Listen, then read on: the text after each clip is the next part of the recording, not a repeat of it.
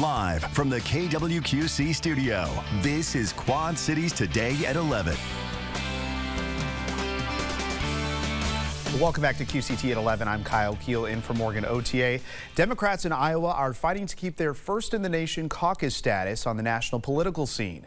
In December, D.C. Democrats voted to remove Iowa as the leadoff state on the presidential nominating calendar and replace it with South Carolina. Starting in 2024, Iowa's new Democratic chairwoman Rita Hart says that vote doesn't make the decision a done deal. We have got to take a look at how we organize, how we communicate, how we raise money. That's what it comes down to, is the willingness to have those kinds of conversations, and then find the avenues that is going to put the skills and the talents of the people that have been doing this work for a long time, and also new blood into the party. Hart emphasized this week is just her first week in her new position and says there will be many conversations with state and national party leaders about this issue. President Biden and the new Republican Speaker of the House, Kevin McCarthy, will have a high-stakes meeting in the White House today. It's their first one-on-one meeting since McCarthy took office. NBC's Bree Jackson is in Washington with what we can expect from that meeting. Tell him about his further request. President Biden preparing to meet with House Speaker Kevin McCarthy for the first time today. The president's coming with a clear message in mind. Show me his budget. Show me his budget. In a memo, White House officials reveal two critical questions President Biden will pose. Will the speaker commit to not allowing the U.S. to default on its financial obligations? And what's the House Republicans' budget plan? The GOP is demanding spending cuts to lift the debt limit, but has yet to provide details.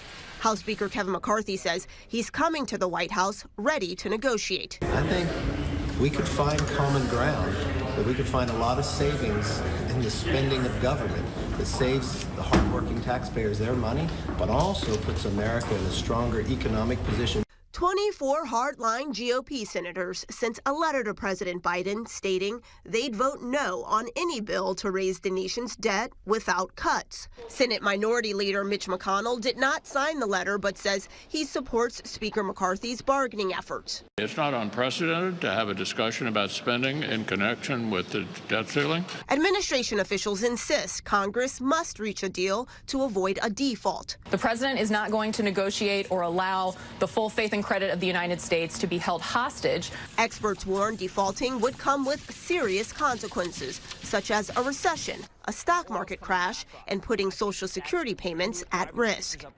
In Washington, Bree Jackson, NBC News. Back here at home in Muscatine, dispatchers will introduce video calling 911 by the end of the week to help save lives. You'll be able to stream video in real time to dispatchers of what you're seeing and hearing. TV6's Marcy Clark spoke with dispatchers for a look at how it all works. Muscatine will soon be the third place in Iowa to implement 911 video streaming technology called Prepared Live, a program to show dispatchers exactly what's going on. You're basically FaceTiming with the dispatcher so they can see exactly what's going on the scene before we send responders out. When you call 911, you'll get a text message with a link. Click on that link and you can show dispatch what's happening in real time. They'll also get a map to pinpoint your location. So two dispatchers, one on the phone and one dispatching it to officers, could be viewing it at the same time to relay the real-time information out to officers or responders. Callers can also upload photos, text the dispatcher, and make your phone appear to be off, so a potential perpetrator doesn't know you're on the phone with 911. If you ever have a domestic situation where you have a couple that are fighting, they might be able to show you exactly what's going on, whether they're trapped in a room or whatever might be happening. Muscom hopes it will enhance safety for both the caller and first responders. Obviously, if we have 2 people fighting versus 20 people fighting, that may need a few more resources. And so if we're aware of that ahead of time, we can send more officers to try to keep them safe. With about 300 calls a day, the new technology is able to help both the dispatcher, first responder, and caller communicate effectively and efficiently. And get that information to the officers so it could potentially save lives on scene as well as keep the officers that are responding safe as well. All right, TV6's Marcy Clark reporting. Now, this does not cost the department or the caller. Dispatchers will not have access to anything else on your phone like photos or text messages, but the videos will be used in court as evidence if necessary. Muscom hopes to start using the new technology by the end of this week. Well, the mayor of Galesburg is getting feedback on a new community center planned for the old Churchill Junior High School. This comes after a controversial sales tax increase was approved by the city council back in December to fund part of the project. Now, in total, the cost to renovate the old school is estimated to be $7.3 million. $1 million of that will come from unused COVID relief funds. Another $1 million will come from fundraising. The majority of that $5.3 million of funding hinges on a city bond to be voted on by City Council in March. I think Churchill would be a wonderful location for the facility. We think, based on our initial conversations, which are getting more detailed now with service organizations, that we could fill the entire building at Churchill. Now it's going to take additional costs, but then partnerships are going to lead to more investment by community members. Many community members asked questions about funding and provided suggestions about what they'd like to see in a community center. There was a large focus on providing a place for teens in the community to gather outside of school hours.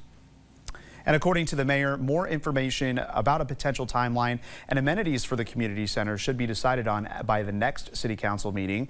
Galesburg Community School District closed Churchill Junior High as part of its facilities plan in 2019. And in May of last year, the city acquired the building for just $1. Beautiful weather out there today. Look at this, high pressure in command and kind of get on the back end of that. So helping with a little bit more southwesterly flow, warming things up too.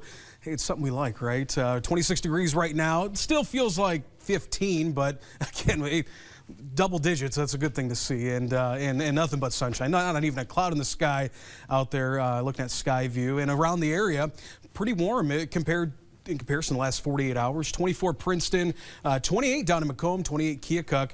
And once we factor in that wind, though, we're still dealing with some wind chills. 2 up in Dubuque, 5 Galena, 13 Maquoketa.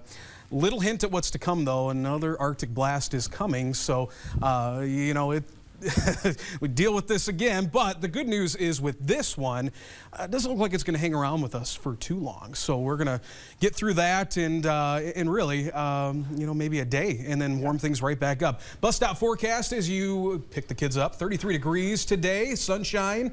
We got to deal with that wind chill, but other than that, it's going to be pretty nice. Yeah, not bad, especially the last couple days that we've been dealing with the cold, that's for sure. Well, here's what's trending today. It's one of our favorite days, right, Kyle? Groundhog Day is tomorrow, where apparently a groundhog is a meteorologist. And people from around the world are waiting to see if this winter's weather is sticking around.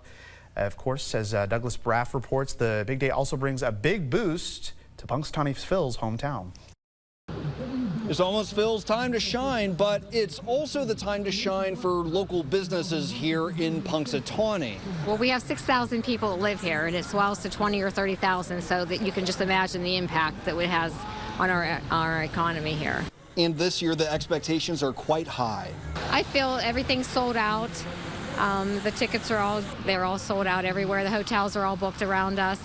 All in the hopes of showing off that small town charm. Just want everyone to come and see what a great little town we have, and maybe someone will move here, start a business here. For this family that moved here in August, they tell me Punxsutawney's charm has been a whole new world. The kids go to school here now, and we didn't move too far, only like 45 minutes, but Punxsy's different than other towns. We kind of like a groundhog a lot. And why move to Punxsutawney? Well, it's a story as old as time. An inner circle member. You know, fell in love with somebody who wears a top hat on Groundhog Day, and he kind of likes it, so I like it too.